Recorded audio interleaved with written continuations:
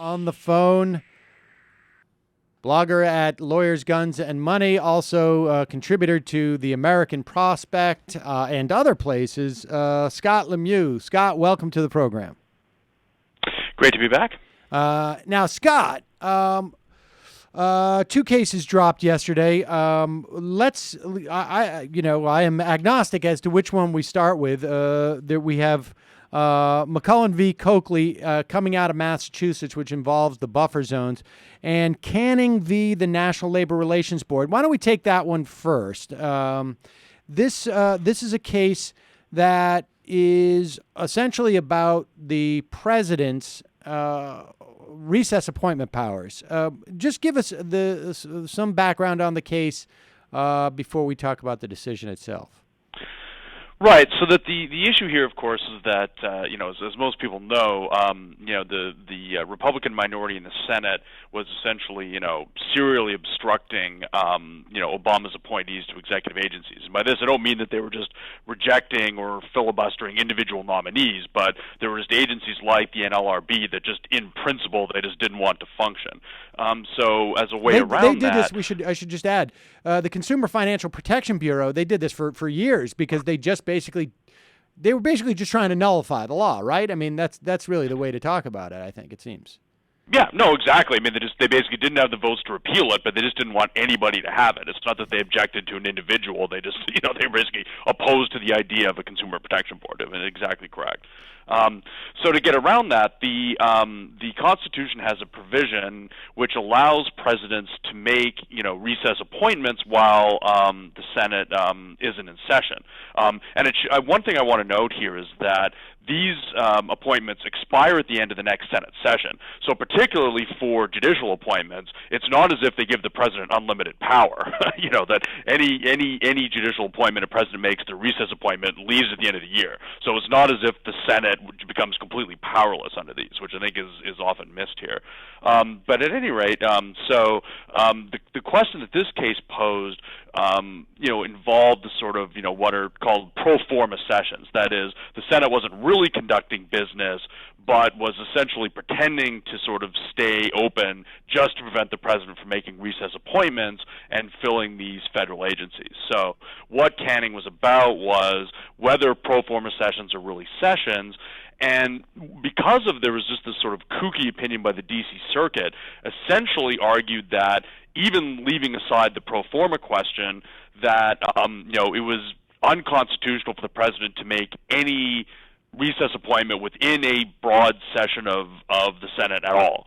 So that that within the sort of general session of Congress, the recess appointment power never kicked in. And also the president could only fill a vacancy that had emerged during that vacancy. So effectively, the D.C. Circuit opinion would have read the recess power provision out of the Constitution, that in modern conditions there would be almost no case in which the president can make a recess appointment. So the D.C. Circuit opinion went even further than just ruling that the pro forma sessions were actually sessions. All right, before we go forward in terms of the opinion issued by the Supreme Court on this case, had this never ever been contested before? I mean, it seems to me that maybe I'm wrong, but haven't we had recess appointments literally for hundreds of years? Or 100 plus years? Going back to the administration of Andrew Johnson, yes. And Breyer, if you look up the opinion online, Breyer actually has a couple great appendices going through all this. And the argument is actually stronger than that because, of course, before the Civil War, essentially there were no intra-session appointments because, the Senate basically had short sessions and didn't take breaks. I mean, obviously, in 1840, there's no air travel. The Senate isn't going to suspend business for 4 days so that people can fly home, and you have to take horse-drawn buggies or whatever back home. So basically, the Senate had short sessions, but it met continuously during those sessions. You know, if you're going to make a trip to D.C., you're going to make it count. So, you know, as I argued, you know, in my writing on the case, like to say that, you know, well, you know, Thomas Jefferson and Andrew Jackson didn't make in-recession appointments, it proves they didn't support them. It's like saying that, well, you know, they didn't release statutes in PDF form, so it's irrelevant. That, you know, exactly. Of course, they didn't make intra-session appointments. There were essentially no intra-session recesses. So it's a sin, and Breyer's just really good on that and devastating on that. So really, since there was any reason for a president to make intra-session appointments, we've been doing it. And, you know, countless attorneys general of both parties have supported that. And even more importantly, the Senate leadership, as far as I can tell, has never seriously contested it, which is really the important thing. So it's sort of amazing that nobody until, you know, the Obama administration discovered that this longstanding practice violated the Constitution. Wow. All right. So essentially, the court ruled that the pro forma, I guess, sessions, wherein just a guy shows up, bangs the gavel, goes home for the day, is basically the Senate is in session. So really what they were saying is that you have the power to make a recess appointment, but the Senate also has essentially the power of never going into recess, even though they actually are. Right. So the court, all 9 justices agreed that these appointments to the NLRB were invalid. So that they agreed that the first thing is that everybody in the court said that they wouldn't inquire about whether a session was a legitimate session. So essentially, if the Senate calls it a session, it's a session. Okay. You know, they won't get into it. And they also said that you know, 3 days was not enough to constitute a recess. You know, so that basically, you know, Breyer's reasoning was, you know, obviously if the Senate breaks for lunch, you know, that's funny, right. You know, you can't make a recess appointment, so that there has to be some kind of minimum standard. And Breyer sort of said, you know, but here's the key is that to the 5-person majority, intra-session appointments were valid. So these appointments weren't valid, but if there was a break of, say, 10 days, then that would be reasonable. So that while everybody in the court agreed about whether these appointments were invalid, there was a very sharp disagreement about whether intra-session appointments in general. And I should just explain to the listeners that intra-session just means these are appointments made while the Senate is still in its current session, as opposed to when the Senate is on break. Which and session is basically every 2 years, right? I mean, is that basically, right. or just is it the 1 year? You know, they go on the summer vacation. What constitutes a session? Yeah, so the session is the fall, and it generally is like it's generally a year, but the formal recess, like the end of the term, that window is becoming narrower and narrower. That generally, you know, that as I said, that whereas in the 19th century the Senate would generally, you know, have short meetings in which they're meeting all the time, but then go. Now the Senate almost all year is sort of formally in, you know, that it doesn't adjourn. It only, you know, formally adjourns and ends its session for very brief periods. So it takes breaks within sessions rather than between them, which is exactly why this issue came up. And one important part of this opinion was that it did preserve the president's ability to make recess appointments during these sessions, and it also allowed the president to fill any vacancy. So the president wasn't just restricted to filling a vacancy that occurred during a tiny recess between sessions. Any vacancy that was outstanding, the president can fill with a recess appointment. So the majority, over the consternation of Antonin Scalia, did at least preserve those powers. So that although Obama lost the battle, he did win at least some of the war. All right. Well, I mean, let's talk in terms of practical effect. Now, they found that those appointments to the NLRB were unconstitutional because they didn't have the president didn't have the power to make those appointments. That is sort of moot now because that's narrow issue is moot because the president has since nominated and the Senate confirmed in the new era of no filibustering, the confirmees.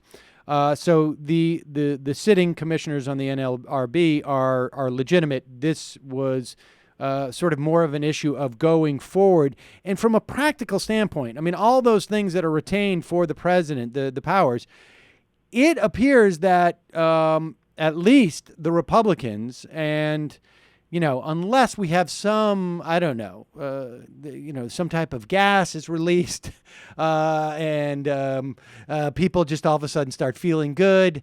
For practical purposes, there are no more recess appointments, it would appear, right? Until the supposed fever that will never break breaks. Is that fairly accurate from a practical standpoint?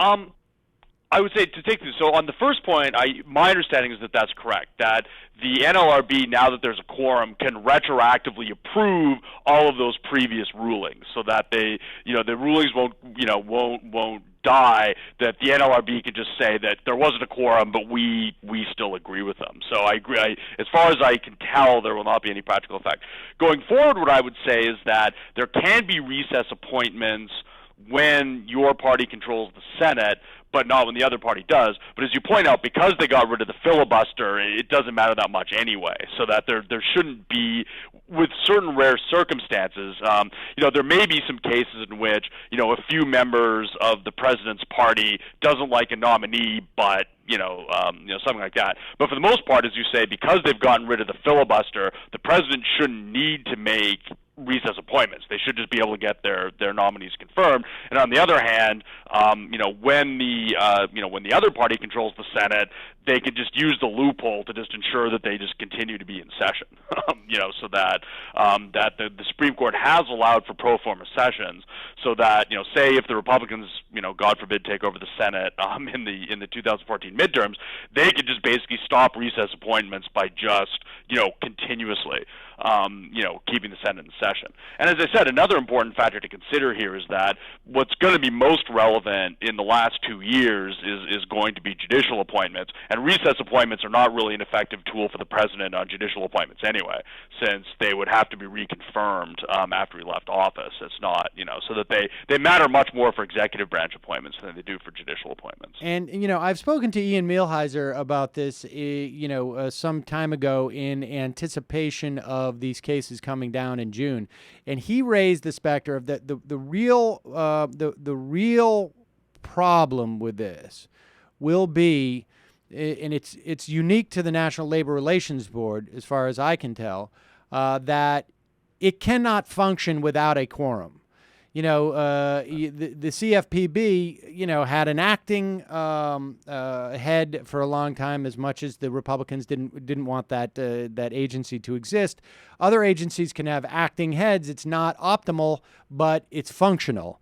The National Labor Relations Board literally cannot function if it does not have nominees who are confirmed when the term comes up in 5 years. So in the event that the Republicans, and I, maybe I'm being a little bit, I don't know, maybe I'm, my perspective on this is a little bit tainted, but my sense is that the Democrats will rarely use these devices, at least in the way that the Republicans do, these mechanisms. So the real problem ends up being when those National Labor Relations Commissioners' terms expire, if the Republicans control the Senate, there's no way for a Democratic president to actually create a functioning National Labor Relations Board by a recess appointment. So here's the question: what is going to be done at that point? Let's say it gets to that point. What happens? Yeah, that's a great, and as usual, I agree with Ian on that, and that's a great question, because you point, and one thing to mention here is that one irony you note is that the effect of Senate obstructionism is just to make things less accountable. I mean, as you say, for the most part, it's not as if federal departments are just going to stop operating because they can't get a head confirmed. It's just going to be that there's just going to be an acting head who didn't get the advice and consent of the Senate. So it just strikes me as a self-defeating practice, almost. But with the NLRB, I think you're right that there's just there's basically a situation where when the Republican Party controls the Senate, there essentially is not going to be any enforcement of labor rights. That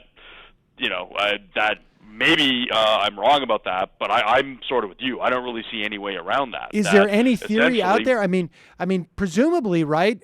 If I am I'm at a company, I want to unionize. I cannot get the National Labor Relations Board to execute the National Labor Relations Act. And, I am now, because of the failure of the Senate to do their job in confirming a candidate, I am now, it seems to me, I have standing to sue somebody. Maybe I sue the Senate, right? I mean, what have you heard any sort of legal theories as to how that type of nullification can be fought? Yeah, we're in uncharted territory here. So that again, that this that this sort of rise of just serial obstruction, as I say, that is not merely voting against individual nominees, but simply refusing the legitimacy of an agency at all, is so unprecedented that I don't know. It's going to be very difficult to mount a legal challenge just because that's what the statute requires. So that one thing that we may want to consider if the Democrats ever have a functioning majority again is to perhaps try to modify the Wagner Act so as to create a provision for when the Senate serially obstructs nominees. I think that's what's going to have to happen. And there might be some political impetus to do that. That if you get a situation where the Republican Senate, for an ongoing period, simply refuses to confirm anybody to the NLRB, hopefully that will create an impetus for the next Democratic government to find some kind of statutory fix. And I think that's where it's going to have to come from. So in other words, I don't think it can be solved by the courts. It ought to be solved by Congress. So in other words, we'll have functioning unions again when my 1.5-year-old son is old enough to join the workforce. Maybe. Yeah, well, that's the depressing thing, right? Exactly. Yeah, that, exactly. Given the hammerlock that the Republicans have in the House, that's yeah. All right. So I wish I had a more optimistic news for you, but